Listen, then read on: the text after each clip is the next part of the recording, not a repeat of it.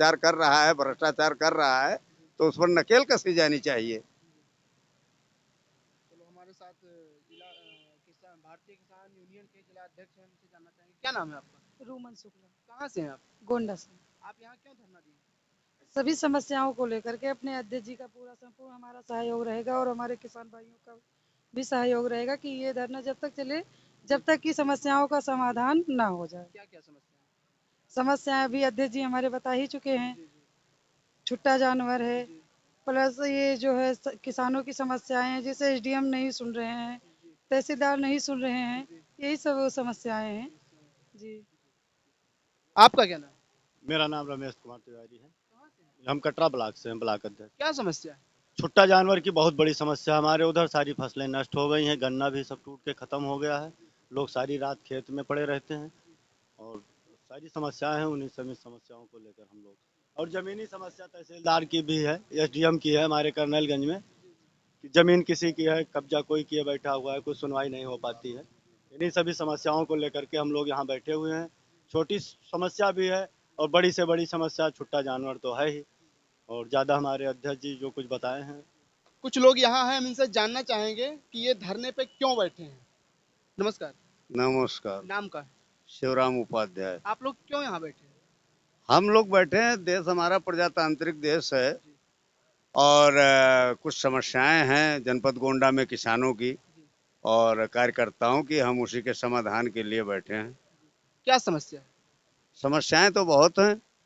अब पहले तो बजाज चीनी मिल जो है गन्ना किसानों का भुगतान नहीं अभी दे रही है। फुल फाइनल किया है, जी जी और इसके बाद छुट्टा जानवरों का आतंक है, जी और कर्जदार किसान जो कर्ज में डूबे हैं जी और देने के लिए पैसे नहीं हैं, जी उन पर दबाव बनाया जा रहा है, उनके लिए भी हम आए हैं। जी और तमाम समस्याएं हैं कार्यकर्ताओं की, जी जो जुनून काम है जो हो जाने चाहिए उसको भी नहीं कर रहे हैं लोग, जी मनमानी पर उतारू हैं। जी इन सारी समस्याओं को लेकर हम कलेक्ट्रेट में आए हुए हैं। जी एक प्रकरण है परसा गुंडरी का, जी नहर विभाग का, जी जहाँ की कागजों में नहर की खुदाई हो गई, उसके नाम पर पेमेंट निकाल लिया गया, जी सफाई करा दी गई, उसके नाम पर पेमेंट निकाल दिया गया, और अधिग्रहण की कार्रवाई जो है मरे हुए व्यक्तियों के नाम से की गई जो मर गए थे। जी और अब जबरियन जो है नहर की खुदाई करने का प्लान है।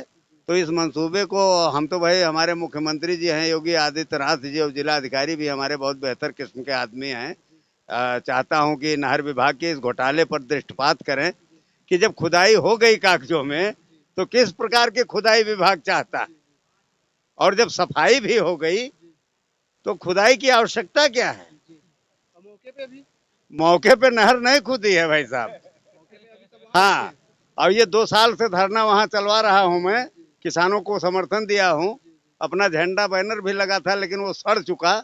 दूसरा झंडा बैनर लगाने का जो है पेमेंट नहीं है। भले ही कुछ लोग कहें इसमें मानहानि होती है संगठन की, होती रहे मानहानि, सही कहने में जो है गुरेज नहीं करना चाहिए। तो सवाल इसी बात का है कि न तो अधिग्रहण की कार्रवाई सही है, न नहर विभाग का कोई मामला सही है, तो फिर जबरदस्ती क्यों।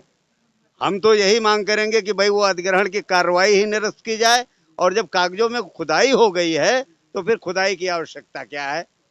तो इस पर दृष्टिपात करें जिलाधिकारी महोदय, और शासन को लिखें कि ये अधिग्रहण की कार्रवाई भी गलत है, और नहर विभाग के द्वारा जो है जो खुदाई की गई वो भी घोटाले से संबंधित है, सफाई की गई वो भी घोटाले से संबंधित है।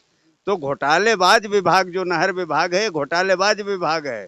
जिस खंड का ये मामला है उसको तो मैं घोटालेबाज कह ही सकता हूँ। तो इस पर दृष्टिपात किया जाना चाहिए, न कि किसानों के साथ जबरदस्ती की जानी चाहिए। अधिग्रहण की कार्रवाई निरस्त करके, देखिए हम किसान हैं, वो भी किसान सरकार के प्रोजेक्ट का विरोध नहीं कर रहे हैं, विरोध इन विभागीय जो गतिविधियां हुई हैं और गलत तरीके की जो गतिविधियां हुई हैं इसका विरोध हुआ किया जा रहा है। और न्याय की उम्मीद में वहाँ धरना भी चल रहा है, और हम भी न्याय की उम्मीद में जो है ये इस धरने में इस मुद्दे को उठाएंगे कि वहाँ परसा गुंडरी के किसानों को न्याय मिले, अधिग्रहण की कार्रवाई निरस्त हो, और घोटालेबाज तत्कालीन समय में जिन लोगों ने घोटाला किया, अब आज के पीरियड में जो घोटालेबाजों के समर्थन में नहर खुदाने का प्रयास किया जा रहा है, इस अधिकारी पर भी कार्रवाई होनी चाहिए। क्योंकि तुम गलत क्यों कर रहे हो। शासन को स्पष्ट लिखना चाहिए कि तत्कालीन समय में नहर की खुदाई कागजों में हो गई है, इसलिए खुदाई की आवश्यकता नहीं है। तो इन सब पर हम कार्रवाई चाहते हैं। और उसके बाद बकाया गन्ना मूल्य का मामला चल रहा है, तो इसके लिए भी हम आए हैं। और छुट्टा जानवरों का भाई साहब इतना आतंक है कि जब फसलें नहीं रह जाएंगी तो किसान किसी भी प्रकार की राजस्व की भरपाई की तो बात ही छोड़ दो, उसके बच्चों का गुजारा नहीं होगा, गृहस्थी नहीं चल पाएगी। ये बहुत बड़ी समस्या है। जबकि शासन का निर्देश जारी हुआ है, माननीय जिलाधिकारी महोदय का भी निर्देश जारी हुआ है, तो इन निर्देशों की अवहेलना वो कौन अधिकारी कर रहे हैं। हम इस पैमाने में जो भारतीय किसान यूनियन का जो पैमाना है, उस पैमाने में उनको आंकने आए हैं कि भाई इतनी हिम्मत उन अधिकारियों की, जिला अधिकारी के आदेश का, मुख्यमंत्री के आदेश की अवहेलना करोगे। खा रहे हो सरकार का और गा रहे हो अपनी मर्जी का, तो इतनी बड़ी बादशाहियत है तो इस्तीफा देके अपने घर चले जाओ, या तो माननीय जिलाधिकारी महोदय मुख्यमंत्री के आदेश निर्देश का अनुपालन करो। ये सरकार के उस पर ये पलीता लगा रहे हैं, सरकार को बदनाम करने का प्रयास कर रहे हैं लोग। तो ये हो गया जानवरों वाला मुद्दा। और कर्जदार किसान जो है उनकी स्थिति इस तरीके से हो गई है कि खाने के लाले पड़े हैं, फसलें नहीं बच रही, लागत बढ़ गई, लागत के सापेक्ष मूल्य नहीं मिल रहा है। तो ये तमाम तरीके की समस्याएं हैं। तो किसान वाकई में बहुत ही परेशान है और किसान देश की रीढ़ कहा जाता है।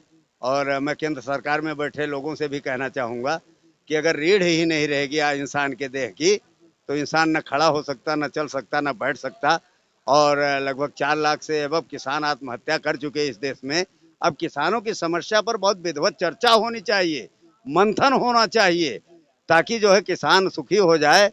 तो समस्या किसान आप लोग थोड़ा देर चुप रहिए। की समस्याओं का अगर समाधान हो जाए, अगर किसान खुशहाल हो जाए, तो देश हमारा बहुत शक्तिशाली हो जाएगा। ये हमारी उम्मीद है और ऐसा मेरा ये विचार। धरना कब तक चलेगी?